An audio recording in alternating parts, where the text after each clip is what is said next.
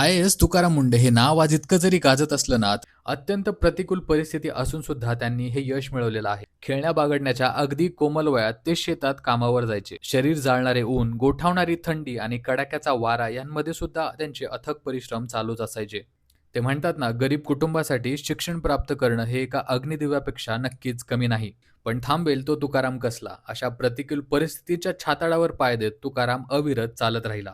लेखक शफी पठाण यांनी लिहिलेल्या तुकाराम या पुस्तकातून तुकाराम मुंडे सर यांच्या आयुष्यातील सर्व स्पर्शित अस्पर्शित घटनांची आपल्याला माहिती मिळते. प्रशासकीय सेवेतील पद हे फक्त अधिकार गाजवण्याचे स्थान नाही, तर ते गरिबांचे अश्रू पुसण्याची जागा आहे, असे मानणारे क्वचितच अधिकारी आपल्याजवळ आहेत आणि त्यापैकीच एक म्हणजे श्री तुकाराम मुंडे सर.